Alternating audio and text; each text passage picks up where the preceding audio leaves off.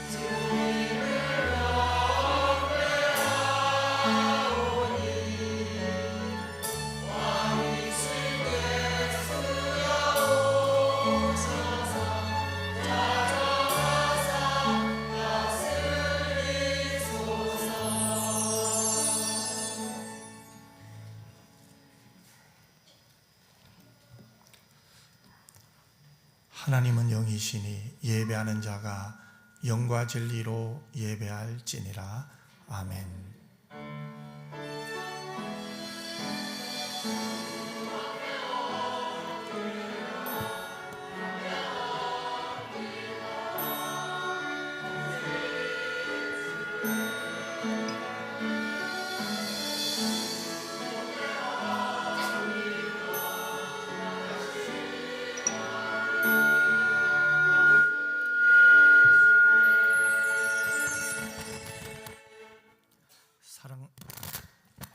사랑 많으신 아버지 하나님, 고맙고 감사합니다. 오늘 우리의 예배가 성령 안에서 드리는 예배가 되게 하여 주옵소서. 하나님을 진심으로 사랑하는 예배 되게 하여 주시옵소서. 하나님의 임재를 경험하는 예배 되게 하여 주시옵소서. 하나님의 뜻과 하나님의 기쁨과 하나님의 영광을 구하는 예배가 되게 하여 주시옵소서. 오직 하나님의 그 은혜 안에서 참된 기쁨을 누리는 예배가 되게 하여 주시옵소서. 거룩하신 예수님 이름으로 기도드리옵나이다. 아멘.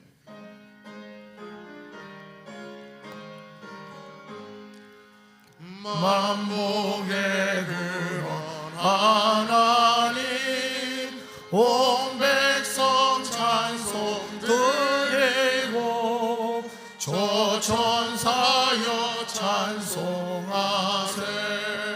찬송 성부 성자 성령. 아멘.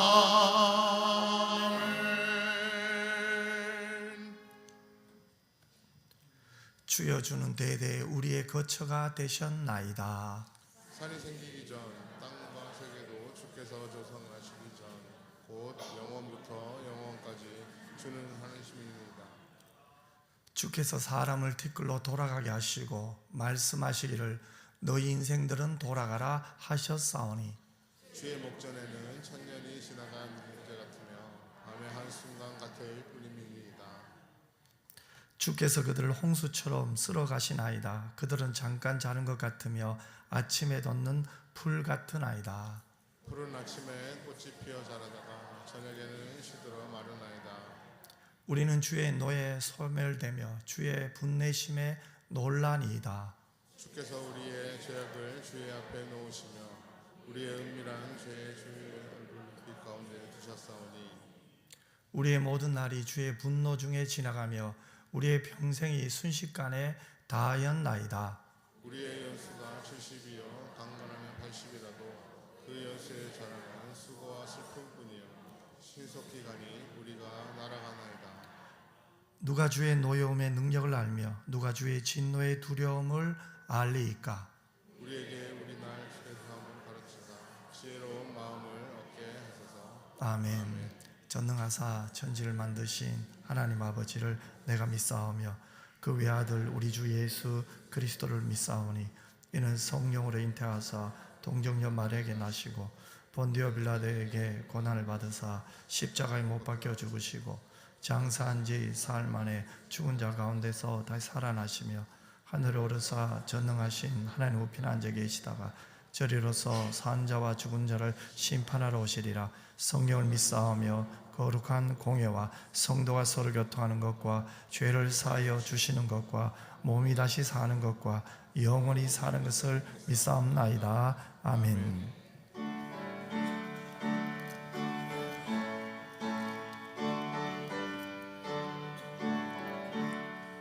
복의 근원 강림하사 찬송하게 하소서. 한량 없이 자비하신 증량할 길 없도다. 천사들의 찬송가를 내게 가르치소서. 구속하신 그 사랑을 항상 찬송합니다. 주의 글씨 도움받아 이때까지 왔으니 이와 같이 천국에도 이르기를 바라네. 하나님의 품을 떠나 죄에 빠진 우리를 예수 구원하시려고 보혈을 흘려주셨네. 주의 귀한 은혜 받고 일생 빚진 자네네. 주의 은혜 사슬 대사 나를 주께 메소서. 우리 마음을 연약하여 범죄하기 쉬우니 하나님이 받으시고 천국 이루시소서. 아멘. 복의 권능이 되시는 하나님, 하나님은 내 가운데 새로운 9월 한 달을 저에게 허락하시고 또한 우리 성도들이 함께 이곳에 모여서 하나님 앞에 경배하며 놀라운 예배를 통하는 은혜의 감동을 주실 것을 생각하니 더욱 감사를 드립니다. 지난 8월 한 달도 어려운 일들도 있었고 힘든 일도 슬픔도 기쁨도 감사할 일도 많았습니다. 모든 것을 생각해 볼 때 모든 것이 하나님의 은혜임을 고백합니다. 되돌아볼 때 그러나 저희들은 때로는 사람의 의리를 나타내며 사람의 생각과 계획과 방법대로 살 때도 있었습니다. 하나님 아버지 불쌍히 여겨 주시옵소서. 저희들에게 늘 성령으로 함께하여 주시고 예수로 충만케 하여 주셔서 말씀 위에 굳게 세워주시고 하나님 말씀에 순종하며 우리들이 날마다 생활을 통하여서 아직까지 예수 믿지 않는 가족과 친인척들과 만나는 이웃의 전도의 역할을 감당하는 하나님의 귀한 기구로 사용하여 주시옵소서. 사랑의 아버지 하나님, 오늘 이 예배에 육신이 약하여 참석하지 못하는 주의 성도들도 있습니다. 이 예배의 은혜가 함께하여 주시옵소서. 있는 곳에 예배의 은혜로 새로운 하나님의 놀라운 힘을 주셔서 또한 병고에서 회복되는 은사를 주셔서 속히 함께 예배에 참석할 수 있도록 은혜 베풀어 주시옵소서. 우리 은평교회는 날마다 기도하면서 전도와 선교에 매진하게 하여 주시고 하나님이 기뻐하시는 일들만 저희들 찾아서 할 수 있도록 늘 성령께서 함께하여 주시옵소서. 아버지 하나님, 또한 우리 교우들 가운데 출타한 교우들도 있사오니 어느 곳에 있든지 그곳에서도 주의를 기억하게 하시고 예배의 자리에 있게 하여 주시옵소서.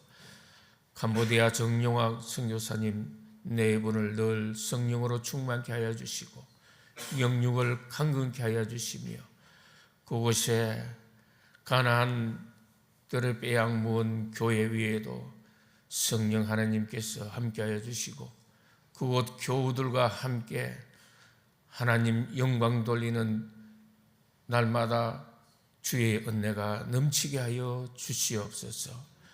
이 나라의 민족 북한 땅과 북한 동포들 하나님 승리하여 주시고 날마다 하나님 여호와께로 돌아오는 구원받는 백성들이 많아지도록 복을 내려 주시옵소서.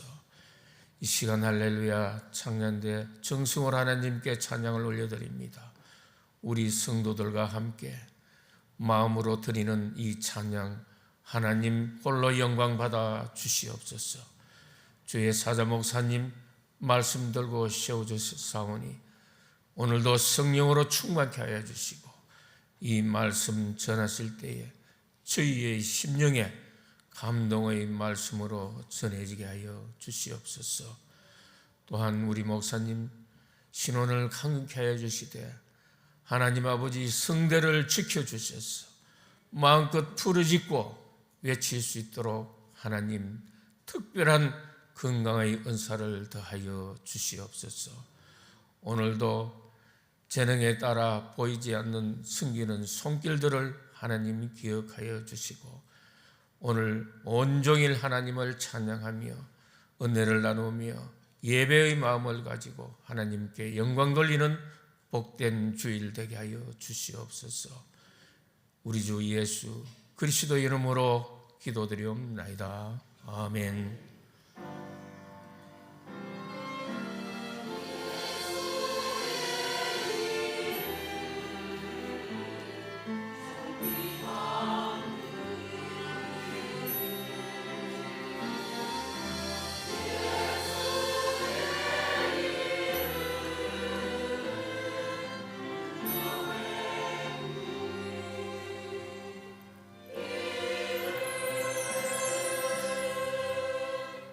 하나님 말씀 볼까요? 빌립보서 3장 17절에서 21절 말씀입니다.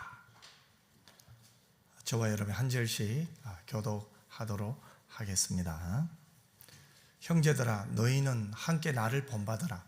그리고 너희가 우리를 본받은 것처럼 그와 같이 행하는 자들을 눈여겨보라.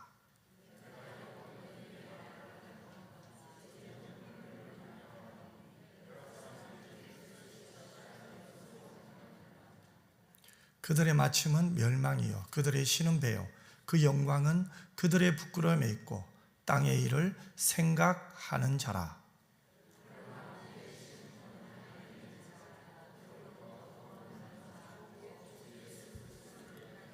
같이 읽겠습니다. 그는 만물을 자기에게 복종하게 하실 수 있는 자의 역사로 우리의 낮은 몸을 자기 영광의 몸의 형체와 같이 변하게 하시리라. 아멘.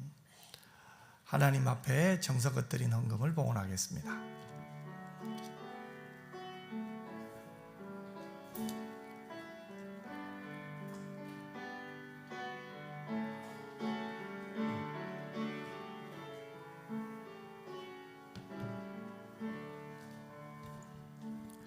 기도드리겠습니다. 사랑 많으신 아버지 하나님, 고맙고 감사합니다. 주님의 몸된 교회, 주님이 주인임을 고백하며 예수 안에서 사랑하고 기뻐하고 감사하고 성령 안에서 기도할 수 있는 모든 것이 복인 줄 믿습니다. 나의 나된 것이 하나님의 은혜임을 믿고 왔사오니 오늘 이 자리까지 인도하신 하나님의 은혜에 감사하며 여호와 하나님을 경외하는 복된 시간 되게 하여 주시옵소서. 여러 상황 가운데서도 하나님을 바라보니 힘이 납니다. 어떠한 형편에서든지 합력하여 손을 이루실 하나님을 확신하게 하여 주시옵시고 하나님을 기쁘시게 하는 목적으로 살고 있사오니 하나님이여 저희들의 연약한 몸을 만져주시고 우리의 인격을 붙드셔서 하나님을 더 많이 경험하게 하여 주시옵소서.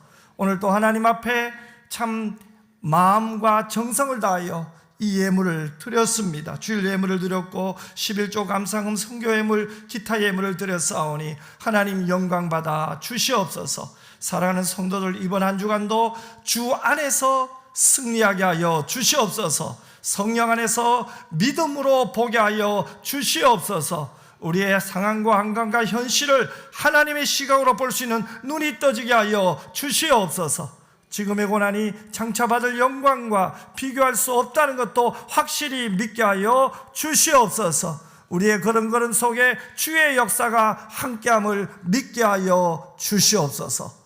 거룩하신 예수님 이름으로 기도드리옵나이다. 아멘.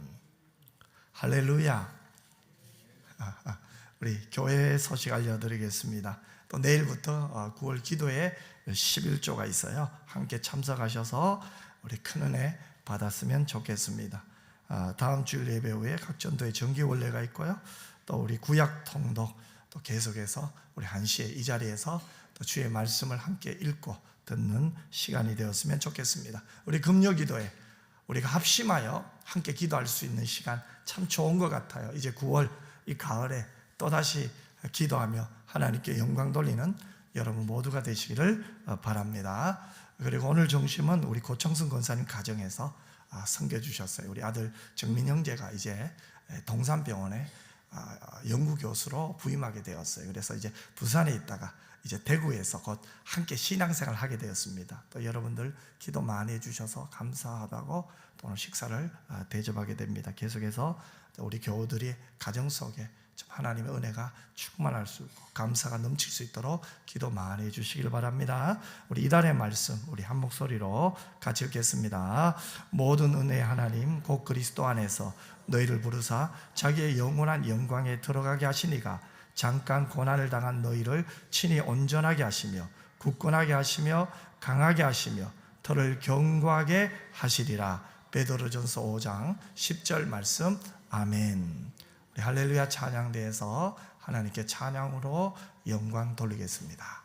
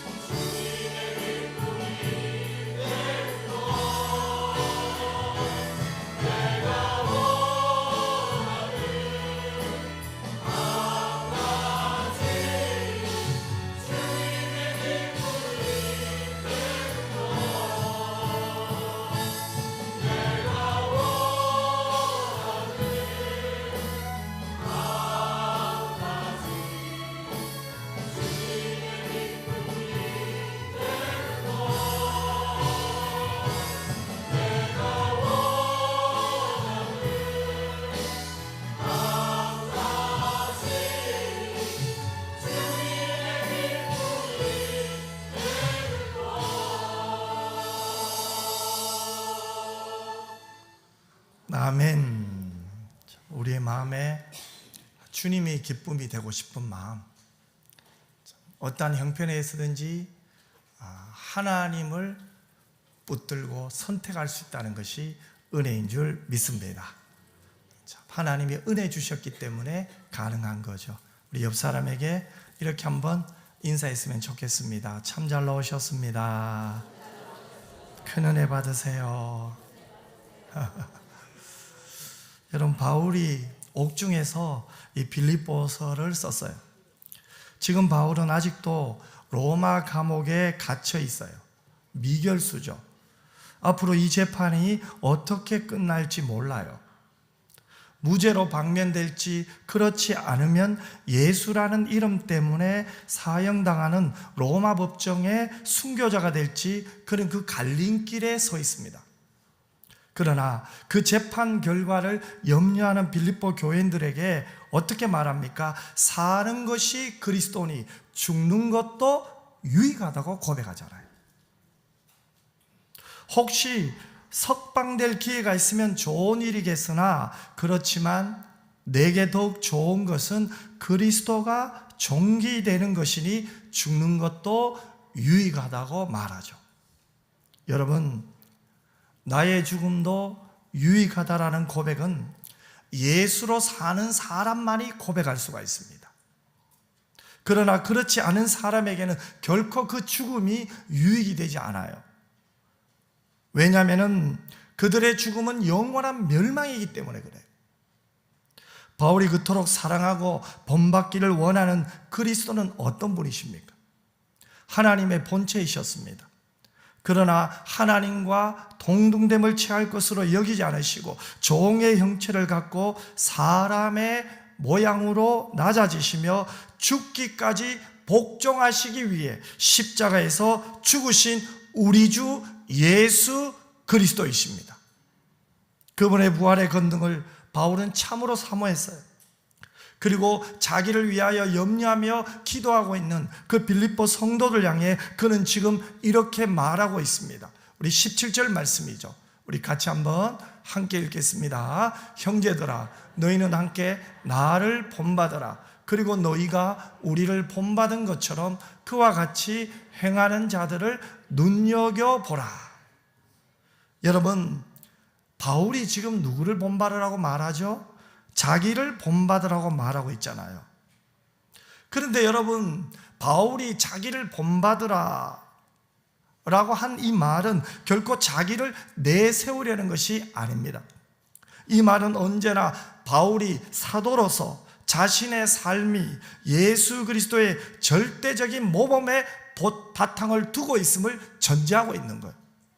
그래서 고린도전서 11장 1절 말씀에 보면은 이렇게 말했잖아요. 내가 그리스도를 본받는 자가 된 것 같이 너희는 나를 본받는 자가 되라고요.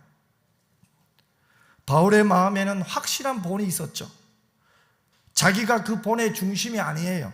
그 본은 바로 누굽니까? 예수 그리스도이십니다. 그러므로 우리도 마찬가지죠. 우리의 본은 예수 그리스도이세요. 우리가 따라가야 할 분도 예수님이신 줄 믿습니다. 예수만을 따라가십시오. 예수만을 바라보십시오. 예수로 충만하십시오. 예수 안에는 참된 기쁨이 있습니다. 예수 안에는 감사가 있습니다. 예수 안에는 소망이 있습니다. 바울이 빌립보 교인들에게 예수를 본받는 자신을 본받으라고 말한 이유가 있습니다. 그것은 바로 그 당시 그 시대의 사람들이 그들 나름대로의 본을 가지고 살고 있었기 때문에 그래요. 그래서 예수를 믿으면서 세상의 본을 따라 사는 사람들도 있었습니다. 그래서 18절에 바울이 이렇게 말하고 있잖아요. 우리 18절 말씀을 같이 읽겠습니다. 내가 여러분 너희에게 말하였거니와 이제도 눈물을 흘리며 말하노니 여러 사람들이 그리스도의 십자가의 원수로 행하느니라. 아멘. 바울이 가장 가슴 아프게 생각하는 것이 있었습니다. 그것은 바로 동족인 유대인들이 그리스도의 십자가를 배척하는 거예요. 그리고 그 그리스도의 십자가를 거부하는 거예요. 인정하지 않아요. 믿지 않아요. 그래서 그들의 문제는 뭡니까? 그리스도의 십자가의 원수로 행하는 거예요. 그렇다면 그리스도의 십자가의 원수는 무엇을 의미합니까? 예수님이 십자가를 지신 것은 우리 안에 있는 죄의 세력을 무너뜨리기 위해서인데, 예수를 믿는다면서 죄된 생활과 분리되지 않고 오히려 죄를 즐기며 산다면 그것은 그리스도의 십자가의 원수로 행하는 거라는 거예요. 물론 1차적으로 적용해 보면 유대인입니다. 하지만 2차적으로 적용해 보면, 오늘 우리에게 적용해 본다면, 빌립보 교회 교인들에게 적용해 본다면 몸은 예수를 믿고 있어요. 예수를 인격적으로 영접했어요. 하지만 그들의 행동이, 그의 생각이, 그의 마음이 때로는 죄와 손잡고 타협을 하면서 양심의 가책을 느끼지 못하고 오히려 여전히 예수를 잘 믿는 것처럼 행동하는 그 사람을 가리킬 수도 있다는 거죠. 여러분, 이들이 완전히 주님을 버린 게 아니에요. 하지만 그들의 삶에는 이미와 아직의 긴장이 없는 거예요. 이미 예수님이 오셨습니다.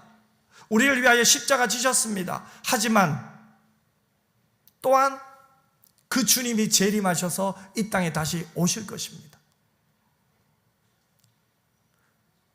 이런 아직과 이미와 아직의 긴장감이 없을 때 그들의 인생은 마치 늘어질 대로 늘어진 고무줄과 같은 거예요. 여러분, 우리가 영적 침체에 빠질 때 어떻습니까? 그냥 하루하루를 살아가는 거예요. 말씀을 읽어도, 기도를 해도, 예배를 드려도 감사가 없어요. 확신이 없어요. 사람이 보여요. 여러분, 예배는 성령 안에서 드리는 거죠. 기도도 성령 안에서 하는 거죠. 내 힘으로 기도한다, 거짓말이에요. 우리가 신앙생활 하는 것도 성령 충만해야 되는 거예요. 내 힘으로 하는 게 아니에요. 이처럼 우리가 죄와 싸우는 영적 전쟁도 성령 안에서 하는 거예요. 하지만 이미와 아직의 긴장감이 없이 그리스도의 십자가의 원수로 사는 사람들은 어떻습니까? 그들 삶에는 이 죄와 치열하게 싸우고자 하는 그런 전투적인 자세는 전혀 찾아볼 수가 없어요. 될 대로 되라지, 뭔가 되겠지, 언젠가는 되겠지. 마치 영적 전쟁이 이미 끝난 것처럼 행동합니다. 그래서 어떻게 합니까? 19절을 보십시오. 같이 읽겠습니다. 그들의 마침은 멸망이요, 그들의 신은 배요, 그 영광은 그들의 부끄러움에 있고 땅의 일을 생각하는 자라. 그들의 신은 배요, 그 영광은 그들의 부끄러움에 있다고 말했어요. 이것은 아마 두 가지를 생각했던 것 같아요. 당시 로마는 전성기를 구가하고 있었습니다. 굉장히 풍족했습니다. 그러니 먹고 마시는 문화가 발달했겠죠. 그래서 잔치가 문화의 중심이 되었어요. 즉 먹고 마시는 것이죠. 그들은 날마다 잔치를 배설했어요. 그래서 자연히 로마에는 음식 문화가 발달했습니다. 이렇게 로마인들은 음식을 잘 차리고 음식을 먹는 재미로 살았던 거예요. 여러분, 우리가 영화를 보면 로마 사람들이 음식을 먹을 때 어떻게 합니까? 탐식 문화잖아요. 그들은 그 음식을 먹는 재미로 살았어요. 그래, 어떤 사람은 어떻게 합니까? 음식을 먹고 배를 부르니까 토하잖아요. 토하고 또 먹어요. 그것이 그 당시 로마의 잔치에서 일어났던 일입니다. 그들은 무엇을 만족하며 살았습니까? 자신의 배를 만족하게 하는 게 목적이었습니다. 토하고도 먹는 거예요. 자신의 배만 채우려고 하는 거예요. 그러니 그 음식 종류만 해도 얼마나 많았겠어요. 이것이 바로 로마의 기반을 흔들리게 하였고 로마를 망하게 만든 원인이 된 거죠. 사도 바울은 그 로마의 잔치 문화를 염두에 두고 그들의 신은 배라고 말해요. 그들이 믿고 의지하는 것은 자신의 배라는 거예요. 즉 배가 절대적 요구이기 때문에 무조건 들어주어야 한다는 거예요. 그러면 그 당시 로마 사람들이 사는 목적이 무엇입니까? 먹기 위해서 존재하는 거예요. 향락을 위해서 존재하는 거예요.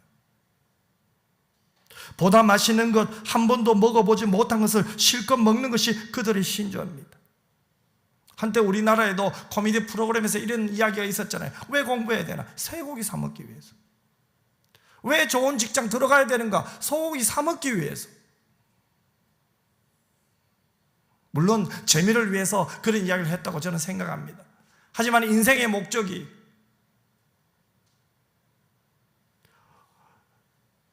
좋은 것을 먹기 위해서, 맛있는 것을 먹기 위해서 하는 것은 아니잖아요. 로마인들이 그랬고, 또 요즘 우리 한국에도 보면 텔레비전에 보면 먹는 것이 왜 그렇게 많이 나와요? 이 잘 먹는 사람들이 인기를 끄는 시대가 되었어요. 먹기 위해서 어떤 분은 서울에서 부산까지 운전을 해갔어요. 돼지국밥 먹고 올라온다는 거예요. 그러면서 그는 말합니다. 내가 진정한 미식가라는 거죠. 한 그릇의 돼지국밥을 먹기 위해서 길거리에 뿌린 시간, 그 기름, 그런 건 계산하지 않아요. 그 당시 로마가 그랬고, 바울은 바로 그들을 향하여 그들의 신은 배라고 말하는 거예요. 그리고 또 하나가 있습니다. 그 영광은 그들의 부끄러움에 있다고 했습니다. 그들은 부끄러움도 없이, 죄에 대한 수치심이 없이 자랑하는 거예요. 죄를 지으면서도 그 죄를 자랑하는 그들 한번 보십시오. 여러분, 많은 사람들이 죄에 빠지는 이유가 무엇입니까? 자신이 특별하다고 생각하기 때문에 그래요. 그러나 죄의 유혹에 있어서 특별한 사람은 아무도 없어요. 저와 여러분도 죄의 사각지대에 있는 사람이 아니죠. 죄의 유혹은 우리 가장 가까운 데서 우리를 노리고 있어요. 그래서 사도 베드로는 베드로전서 5장 8절에 이렇게 말했잖아요. 너희 대적 마귀가 우는 사자같이 두루다니며 삼킬 자를 찾는다고 했어요. 우리의 대적 마귀가 마치 우는 사자처럼 두루다니며 삼킬 자를 찾는다는 거예요. 여러분, 사단이 우리를 공격할 때는 언제입니까? 신앙생활 잘할 때가 아니죠. 기도할 때 아닙니다, 여러분. 열심히 하나님을 섬길 때가 아니에요.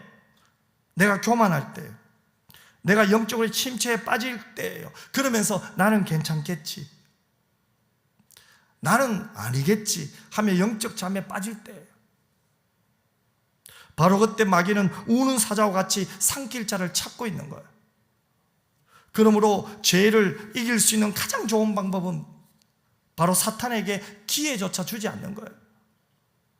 그리고 자신도 모르는 사이에 유혹에 빠졌다 할지라도, 사탄에게 잡혔다 할지라도 우리는 예수 이름을 부르며 한시라도 빨리 빠져나와야 될 줄 믿습니다. 다시 한번 예수 그리스도의 십자가를 붙들어야 돼요. 예수로 충만해야 돼요. 하나님의 은혜를 소멸하지 않고 증거해야 됩니다. 그렇지 않으면 한순간에 무너지고 맙니다. 여러분, 우리 교회는 하나님이 주인이에요. 교회의 존재는, 교회는 하나님이 세우셨어요. 그래서 이 세상에 하나님의 사랑, 하나님의 마음을 우리의 삶으로 보여주는 게 교회예요.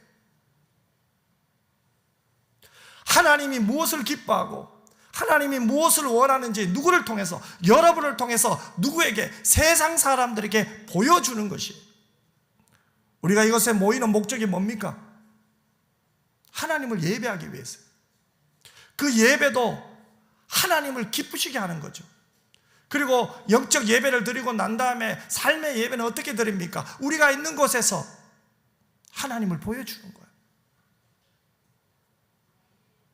그러려면 우리는 오직 예수로 충만해져야 돼요. 우리 자신을, 우리 영혼을 마귀에게 주면 안 돼요. 영적 긴장을 늦추면 안 돼요. 한순간에 우리는 넘어져요. 아무리 건강한 교회도요, 영적 긴장감을 늦추면 한순간에 무너져요. 무너지는 건 한순간이에요. 세워지는 것은 오랜 훈련이 필요해요. 오랜 시간이 필요해요. 하지만 무너질 때 보세요. 한순간에 무너져요. 한 사람 때문에 무너질 때도 있어요. 그 사람이 내가 되지 않도록 우리는 기도해야 돼요. 하지만 우리는 어떻습니까? 나는 아니라고 봐요. 나는 절대로 그렇지 않다고 봐요. 왜 성경이 영적 전쟁에 대해서 그토록 강조합니까?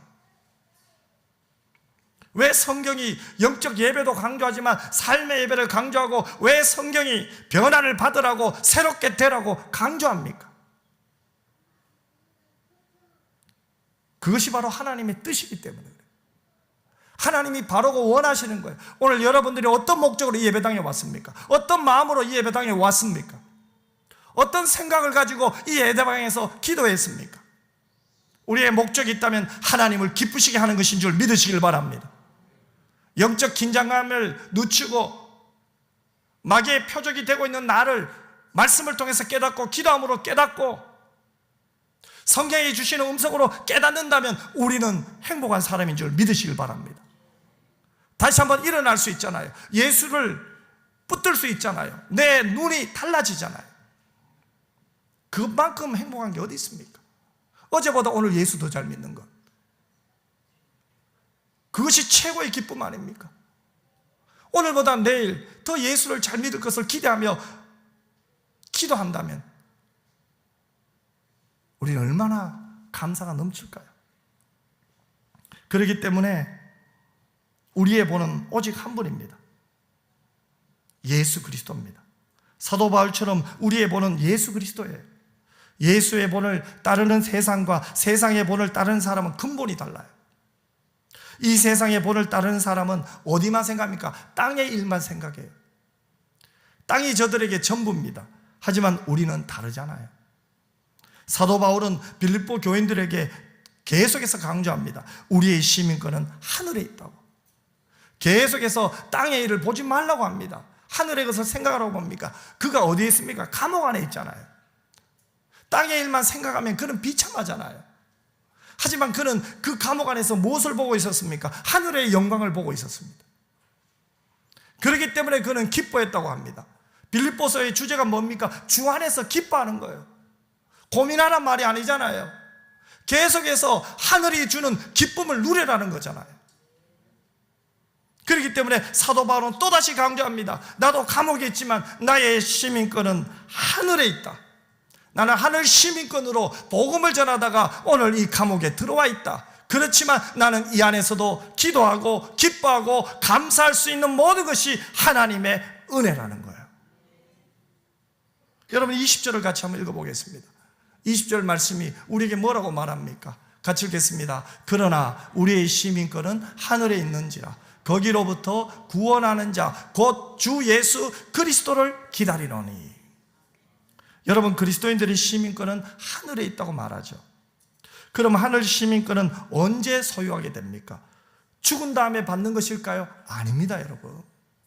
시민권이 하늘에 있다는 말은 지금 성도들이 현재 여러분들이 하늘 시민권을 가지고 있다는 뜻이에요.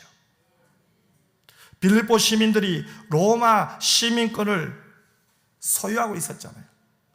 빌립보는 로마가 떨어진 곳입니다. 그럼에도 불구하고 빌립보 사람들이 로마의 시민권을 대부분 가지고 있었습니다. 그리고 그 시민권을 받아서 누리고 있었습니다. 마치 제2의 로마처럼 빌립보 사람들은 로마의 시민권을 자랑하고 누리고 우리도 로마처럼 될 거야, 그런 마음들이 있었어요. 그렇다면 우리 그리스도인들도 예수 그리스도에게 예속될 때 이미 하늘 시민권을 받은 거예요. 그러므로 이 땅에 살면서 현재 하늘 시민권자로 살아가는 것이 우리의 신분이며 특권인 줄 믿으시길 바랍니다. 그런데 바울이 오늘 본문에서 말하는 것은 하늘 시민권을 가진 성도의 삶이 바로 지금 현재 오늘의 삶에서 드러나야 된다는 거예요. 바울은 십자가의 원수들이 세속적인 삶을 산다고 이미 이야기했습니다. 그들에 반해서 천국 시민은 그들의 삶에서 세상의 시민권자와 두드러진 구별이 나타나야 될 거예요. 하지만 이러한 구별의 삶은 노력과 훈련의 적응입니다. 시간이 걸립니다. 한순간에 되지 않아요. 우리가 오늘 결심합니다. 오늘 내가 예배당문을 나서자마자 나는 내가 가는 곳곳마다 하늘 시민권자의 삶을 살아야 되지. 결심은 좋습니다. 하지만 금방 되지 않아요. 또 언제 넘어질지 몰라요. 여러분, 자기 나라에 오래 살다가 문화와 언어와 생활 양식이 다른 타국으로 이민을 갔다고 생각해 보십시오. 얼마나 배우고 고쳐야 할 것이 많겠습니까? 단기 선교를 가보면 선교사님과 단기 팀들의 생각이 완전히 달라요. 가장 다른 것이 뭔지 아세요? 그 나라의 문화를 대하는 태도가 달라요. 우리는 한국 문화에 익숙해졌어요. 그 문화의 잣대를 가지고 그들을 보니 속상한 거예요. 왜 저렇게 느리지? 답답해. 금방 할 일을 왜 저렇게 오래 하지? 막 속상해합니다. 그런데 선교사님은 느긋해요. 그래서 눈 감고 가만히 기다려요. 어떻게 그렇게 되었습니까? 오랜 시간이 필요했습니다. 선교사님들이 말합니다. 나도 처음에 그랬다고. 나도 처음에 속이 답답했다고. 하지만 시간이 지나면서 훈련을 받은 거죠. 이해를 하게 된 거죠. 기다릴 줄도 알고 이해하니까 뭐예요? 기도할 수 있게 되고 그러면서 그들이 성장하는 것을 보게 된다는 거예요. 전에는 내가 일을 다 했지만 이제는 뭐예요? 그들에게 위임한다는 거예요. 그들이 할 수 있도록 도와준다는 거예요.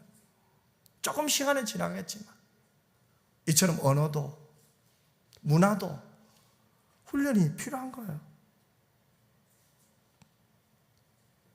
마찬가지로 천국 시민이 된 이후에도 하늘의 가치관과 생활 방식을 실제 삶에서 우리는 익히면서 훈련을 받고 살아야 되는 과정이 필요해요. 그러므로 여러분, 우리는 이 세상 속에서 하늘 시민권으로 살아가는 훈련을 받아야 돼요. 예배당에서도 받고 가정에서도 받고. 훈련을 받지 않고 바로 가면 위험합니다, 여러분. 여러분, 예수 믿는 사람과 예수 믿지 않는 사람의 가장 큰 차이가 뭘까요? 삶을 해석하는 태도가 달라요. 사건을 해석하는 태도가 달라요. 저는 이것이 가장 크다고 봐요. 예수 믿는 사람들은요, 내 삶을 해석하는 게 다르더라고요. 사건을 해석하는 게 다르더라고요. 몸이 아파도요, 이 아픔을 통해서 하나님이 내게 주신 메시지를 생각하더라고요. 하지만 세상 사람들은 몸이 아프면 재수 없다고 해요. 왜 하필 내냐고 해요.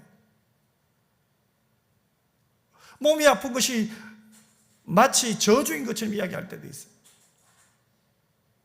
하지만 우리는 그렇지 않습니다. 고난도 다릅니다.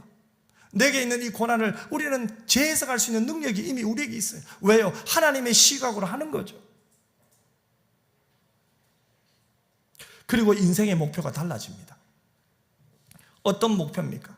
물질적인 것에서 영적인 것으로 바뀌죠. 현상적인 것에서 본질적인 것으로 바뀌는 거예요. 현실적인 것에서 미래지향적으로 바뀌는 거예요.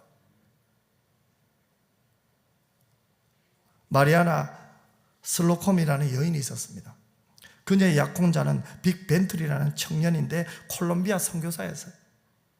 빅은 성경 번역 선교회 소속으로 콜롬비아 젠탈 부족을 위해 성경 번역 일을 하였는데 이제 마리아나와 결혼식을 하기 위해서 모처럼 그의 고향으로 돌아왔어요. 사랑하는 약혼자를 만나고 가족들도 만나는 즐거운 시간을 가졌습니다. 얼마나 행복했을까요? 그런데 그는 그만 풍토병에 걸렸어요. 그리고 안타깝게도 그의 결혼식 날 숨을 거두었습니다. 마리아나는 큰 슬픔에 빠졌습니다. 가장 행복해야 될 그날이 가장 고통스러운 날이 되었습니다. 그녀의 기록을 보면요, 나의 결혼식 날은 처참, 암담, 악몽, 비탄 그 자체였다고 기록하고 있어요. 그러나 그녀에게는 빅 벤틀리 외에 다른 사람이 있었습니다. 다른 한 분이 있었습니다. 누굽니까? 그녀의 남편이 그토록 사랑했던 예수 그리스도. 그분의 명령을 그를 대신하여 자신이 이루어야 한다고 생각이 들었습니다. 내 남편이 그토록 사랑했던 예수님을 나도 사랑해야지. 그분이 주신 사명을 나도 뒤따라 가야지. 그런 마음이 들었어요. 그때부터 선교 훈련을 받게 되었고, 시간이 흐른 뒤 그가 사역했던 젠탈족 지역으로 떠납니다. 그런데 젠탈은 두 부족으로 나뉘어 있어요. 저지대 젠탈과 이 고지대 젠탈과 이 부족들이 나뉘어져 있어요. 그런데 두 부족의 언어가 계열은 같은데 서로 소통이 되지 않는 언어예요. 먼저 저지대 젠탈을 찾아갔더니 지난번에는 남자가 와서 귀찮게 구더니 이제는 여자가 와서 재수없다고 쫓아내는 거예요. 그래서 할 수 없이 저 높은 고지대 젠탈 부족에 가서 그들과 함께 살며 그들의 글자를 만들어주고 가르쳐도 주고 성경 번역도 함께 했습니다. 그런 동안 15년의 세월이 흘렀어요. 그들의 언어로 처음 성경을 읽을 수 있었던 고지대 젠탈은 온 부족이 주님 앞으로 돌아왔습니다. 그러던 어느 날 저지대 부족민이 이 마리아를 찾아옵니다. 그리고 그들에게도 글자를 가르쳐 달라고 하는 거예요. 그러나 이제는 이 고지대 사람들이 완강히 반대하는 겁니다. 왜요? 이미 15년간 함께 살면서 정이 너무 든 거예요. 빼앗기기 싫은 거예요. 그래서 그녀를 보낼 수 없다고 이야기를 합니다. 어쩔 수 없이 성경 번역 선교의 총재인 카멜론 다운센터에게 도움을 요청합니다. 그래서 직접 그분이 주민들을 찾아다니며 한 사람 한 사람을 설득했습니다. 결국은 그 설득을 받아들여 이 마리아나 선교사를 보내줍니다. 그곳에서 그녀는 다시 13년 동안 언어를 만들고 두 번째 성경을 완강합니다. 성경 번역을 다 끝내고 그녀는 오랫동안 헤어졌던 고지대 부족민을 만나기 위해 갑니다. 처음으로 노래를 가르쳤던 그 아이는 이제 얼마나 자랐을까? 부모 몰래 찾아와서 하나님의 말씀을 들었던 그 소녀는 얼마만큼 변해 있었을까? 많은 기억들이 생생하게 떠올랐습니다. 그리고 곧 그들을 볼 수 있다고 생각하니까 마음에 막 흥분이 되는 거예요. 기쁨과 흥분이 막 교차되는 거예요. 드디어 그녀를 태운 비행기는 고지대 젠탈에 안착합니다. 트랩에서 내리자 그녀를 마중 나온 주민들이 그녀를 에워쌉니다. 그리고 하나님께 영광의 찬송을 드리기 시작합니다. 그녀가 가르쳐 주었던 그 찬송가를 그들 모두 손에 손을 잡고 막 부르기 시작하는 거예요. 그녀에게 매일같이 찾아와서 찬송가를 배웠던 그 소녀는 어느덧 찬양대의 지휘자가 되어서 맨 앞 선두에서 그 모든 사람의 찬양대를 지휘하고 있는 거예요. 마리아는 그녀를 향해 웃고 있는 마을 사람들에게 말합니다. 내게는 영원한 신랑이 있습니다. 바로 예수 그리스도이십니다. 그분은 참으로 찬송과 영광을 받기에 합당한 분이십니다. 비록 이 땅에서는 사랑하는 남편이 결혼식 날 하나님의 부르심을 받았습니다. 하지만 그녀는 이 땅에서 하늘나라의 시민권을 가진 자로서 하나님의 뜻, 하나님의 말씀, 하나님의 기쁨이 되기 위한 훈련의 시간들을 보낸 거죠. 15년과 13년의 시간이 지났습니다. 그 세월 동안 그녀는 더 확실해졌습니다. 나의 신랑 되신 예수 그리스도, 나는 그분을 본받고 그분을 따르고 그분을 사랑하고 그분의 말씀을 전하는 것이 행복이었습니다. 여러분, 마리아에게는 빅 벤트리가 영원한 그분이 아니었습니다. 우리 주 예수 그리스도였어요. 여러분, 우리는 이 땅에서 서로 사랑을 하고 살아갑니다. 이런 모습 저런 모습으로 사랑을 하잖아요. 부부간의 사랑도 있고 친구간의 사랑도 있어요. 하지만 그 사랑, 인간의 모든 사랑은 언제나 목이 말라요. 한때는 그토록 사랑하고 친했던 사람도 어느 날 원수처럼 지내는 경우가 이 세상은 너무너무 많아요. 한순간에 원수가 되는 거예요. 이 세상의 사랑은 완전하지 않아요. 어딘가 부족한 사랑이에요. 부모가 아이를 사랑할 때 그 부모의 마음이 어떤 마음인 줄 아십니까? 다 알잖아요. 수없이 참아야 된다는 거예요. 부모는 자식을 사랑하기까지 수없이 참아야 된다는 거예요. 쉽지가 않아요, 여러분. 남편이 아내를, 아내가 남편을, 친구를 사랑한다는 것 수없이 참고 인내해야 되는 거예요. 그냥 되는 게 아니잖아요. 하지만 그런 사랑 가운데도 한순간에 화가 날 수 있고, 한순간에 흥분할 수 있고, 한순간에 내 입에서 해야 할 말이 아닌 저주의 말을 할 때도 있잖아요. 그게 인간의 사랑이에요. 하지만 목마르지 않는 사랑이 있습니다. 영원한 사랑이 있습니다. 무엇입니까? 예수 그리스도가 우리를 사랑하고 있다는 거예요. 그렇다면 우리의 영원한 사랑의 목적은 누굽니까? 오직 예수 그리스도가 되시기를 주님의 이름으로 축원합니다. 우리가 경배하고 사랑하고 찬양할 분은 예수님이십니다. 그 사랑만이 여러분에게 완전한 만족을 줄 거예요. 그 영광의 주님을 바라보십시오. 이것이 바로 하늘의 시민권을 둔 자들의 특권이에요. 우리가 세상 사람들과 다른 가장 큰 특권은 뭡니까? 너희들은 땅만 보지만 우리는 하늘을 바라본다. 너희들은 세상의 것을 붙들고 있지만 나는 오직 예수 그리스도를 붙들고 있다. 당당하십시오. 우리는 다릅니다. 세상 때문에, 땅의 것 때문에 기죽지 마세요. 그것이 우리에게 필요는 합니다. 하지만 하나님이 주신 물질, 건강, 지혜는 하나님의 영광을 위하여 우리가 온전히 드려야 될 헌신의 열매들입니다. 하나님이 그러라고 내게 주신 거예요. 잠시 맡긴 거예요. 하나님 우리에게 사명을 주셨습니다. 하나님은 우리에게 복을 주셨습니다. 하지만 우리의 입장은 뭡니까? 청직입니다. 직분입니다. 받은 복을 하나님의 나라를 위해서 잘 쓰는 것, 그것이 우리가 할 일입니다. 그것이 우리가 열심히 살아야 될 이유입니다. 최선을 다하고 게으르지 않기 위하여 몸부림쳐야 될 이유입니다, 여러분. 이만하면 돼서 난 할 만큼 해서가 아니라 오늘 이 하루 여러분 안에 어떤 상처와 어떤 고민과 염려가 있다 할지라도, 아픔이 있다 할지라도 우리가 다시 한번 예수 그리스도를 바라보고 힘을 얻고 주님이 정말 우리에게 원하는 그 길을 가시는 여러분 모두가 되시기를 주님의 이름으로 축원합니다. 하늘 시민권자로서 이 세상을 향하여 문을 열고 나가십시다. 영적 잠에서 일어나야 될 이유가 여기에 있는 거예요.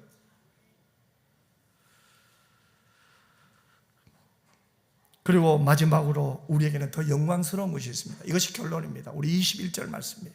우리 같이 한번 21절 말씀을 읽겠습니다. 그는 만물을 자기에게 복종하게 하실 수 있는 자의 역사로 우리의 낮은 몸을 자기 영광의 몸의 형체와 같이 변하게 하시리라. 아멘. 놀랍지 않습니까? 우리의 몸이 그리스도의 영광의 몸의 형태로 변하는 영광이 있다는 거예요. 언제입니까? 주님 오시는 그날이겠죠.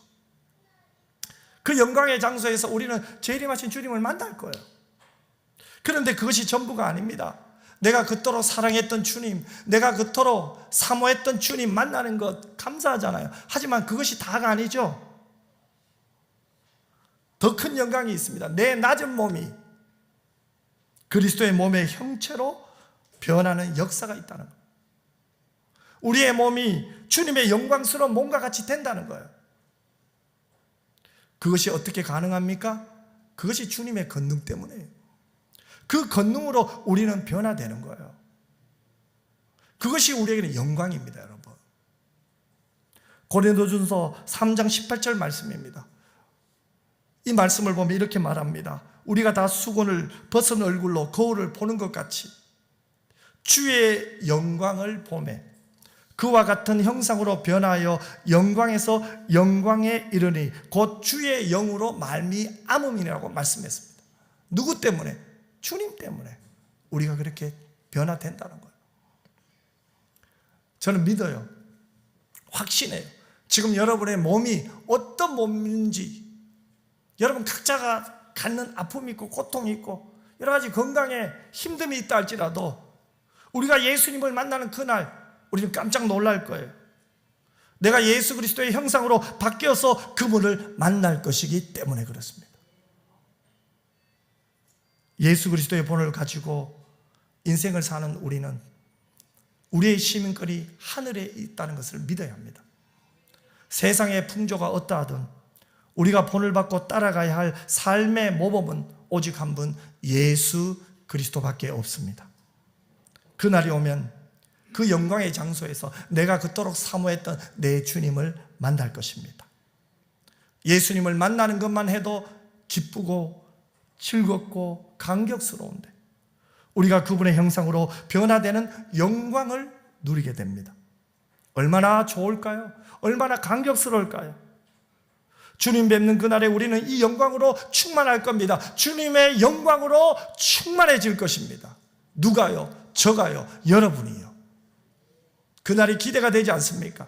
그래서 우리의 그 사람은 날마다 후퇴해도 우리가 우리의 속 사람의 강건함을 붙들고 기도할 수 있는 이유가 바로 여기에 있는 거예요. 이것이 바로 예수로 충만한 자가 받을 영광이에요. 우리가 올여름에 우리가 예수로 충만하기 위하여 얼마나 기도하고 얼마나 몸부림칩니까? 하지만 쉽지가 않아요. 하지만 그 과정은 훈련이에요. 넘어지기도 하고 쓰러지기도 하지만 그런 가운데도 주님을 본을 삼고 주의 말씀을 붙들고 또다시 일어나서 눈물을 흘리면서도 주의 발자취를 따라가시는 여러분이 되시기를 바랍니다. 그러니까 이제 우리는 안심하고 사세요. 너무 걱정하지 마세요. 그리고 다시 일어나십시오. 지금 우리가 갖는 한계, 우리에게 있는 여러 부족함들 있을 거예요.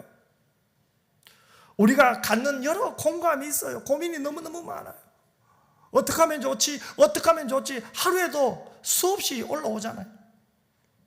하지만 저는 믿습니다. 언젠가는 그거 다 끝난 날이 온다는 거예요. 아무리 아파도 아무리 힘들어도 마지막은 와요. 여러분, 현재의 고난은 장차 우리가 받을 영광과 비교할 수 없다는 것을 믿습니까? 이것이 우리의 신앙이에요. 우리는 그것을 바라보고 지금의 고난 속에서도 주님을 더 닮으려고 노력하는 거예요. 비록 내 사랑하는 자를 잃었다 할지라도 나의 영원한 신랑 되신 예수 그리스도, 그분을 의지하고 확신하고 내가 모르는 주님의 뜻이 있을 거야. 또 이 일을 통하여 주님이 내게 뭔가 말씀하실 거야. 깨닫게 하실 거야.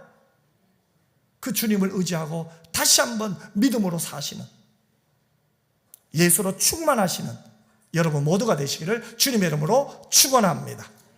기도하겠습니다. 아버지 하나님, 예수로 충만하고 싶습니다.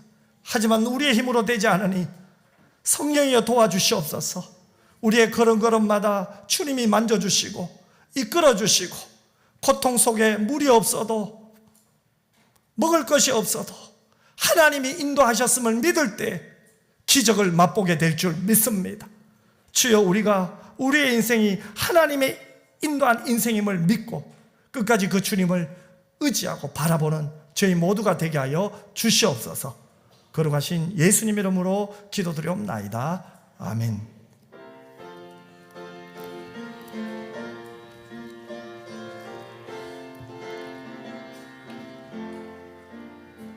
주 사랑하는 자 다 찬송할 때에 그 보좌 앞에 들려서 그 보좌 앞에 들러서 큰 영광 돌리세 큰 영광 돌리세 저 밝고도 묘한 시온성 향하여 가세 내 주의 찬란한 성에 찬송하며 올라가세 주 믿지 않는 자 다 찬송 못하나 하나님 자녀 된 자들 하나님 자녀 된 자들 그 기쁨 전하세 그 기쁨 전하세 저 밝고도 묘한 시온성 향하여 가세 내 주의 찬란한 성에 찬송하며 올라가세 저 하늘 황금길 나 올라갈 때에 시온성 언덕 위에서 시온성 언덕 위에서 수많은 천사들 날 인도하리라 저 밝고도 묘한 시온성 향하여 가세 내 주의 찬란한 성에 찬송하며 올라가세 내 눈물 다 씻고 늘 찬송 부르리 저 임마누엘 주 앞에 저 임마누엘 주 앞에 나 영광 누리리 나 영광 누리리 저 밝고도 묘한 시온성 향하여 가세 내 주의 찬란한 성에 찬송하며 올라가세 이제는 우리 주 예수 그리스도의 은혜와 아버지 하나님의 크고 놀라우신 사랑과 성령의 위로 교통 충만 함께 하심이 지금 나의 발걸음이 천성을 향하는 발걸음이요 주님을 향하여 가는 발걸음이기에 한란이 오고 핍박이 오고 콩감이 오더라도 끝까지 내 아버지 하나님의 뜻에 순종하며 그분의 말씀과 그분의 사랑을 기억하며 절대로 교만해질 수 없다는 사실을 깨닫고 다시 한번 겸손히 엎드리며 주님의 뜻을 따라 주님의 기쁨이 되기를 소원하며 한 걸음 한 걸음 나아가기를 원하는 오늘 이 예배에 참여한 주의 자녀들과 우리 은평교회와 모든 교우들 위해 이제로부터 영원토록 항상 함께 있을지어다. 아멘.